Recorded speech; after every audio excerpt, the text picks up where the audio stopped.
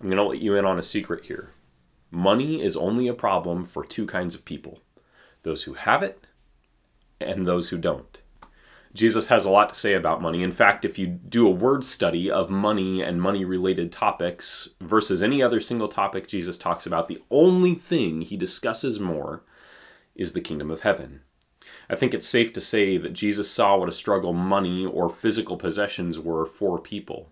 1 in 7 verses in the Gospel of Luke are about money or physical possessions. 11 of 39 parables involve money. Because Jesus speaks about money so frequently, it can be easy for us to get this strange idea that Jesus is giving us advice about how to secure our long-term financial future. On the contrary, Jesus tells us that our energy can be either spent pursuing the kingdom of heaven or pursuing the kind of wealth that the world values.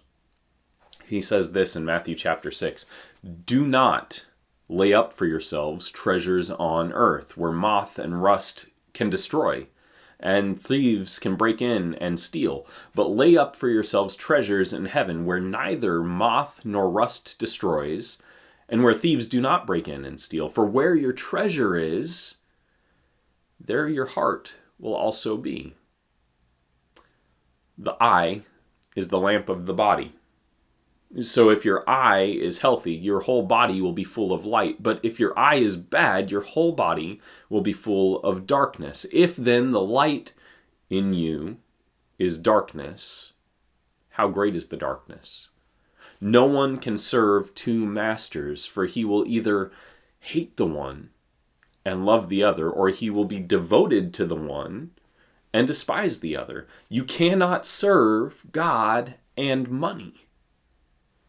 Notice this, Jesus does not say that all of his followers will be poor here.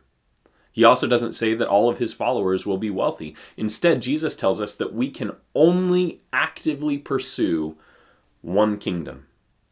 Either the kingdom of this world and all the trappings of that kingdom, or the kingdom of God and its treasures. The treasures of heaven are not money or possessions. The treasures of heaven, the treasure of heaven, is our relationship with God. It's the fracture of human relationship mended. It's the reversal of death, suffering, and inequality.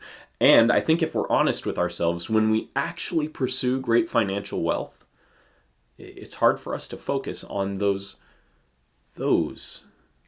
things.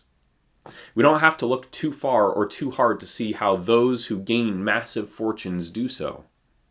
Oftentimes it comes with a great human cost. A couple of weeks ago, we looked at the verses that follow Jesus' admonishment in regards to money, where he tells his followers not to be anxious about where the things they need will come from, but instead to seek first the kingdom of God and his righteousness. And all these things, the food, the clothing, the shelter, they will be added to you. When we pursue God, what we need should be sufficient. If we pursue the kingdom of this world, enough will never be enough. I love you, and I pray today that you would consider what it looks like for you personally to set aside the treasures of this world for a better treasure. That you would lay aside the broken kingdom of this world and its systems and pledge your whole allegiance to the King of Kings.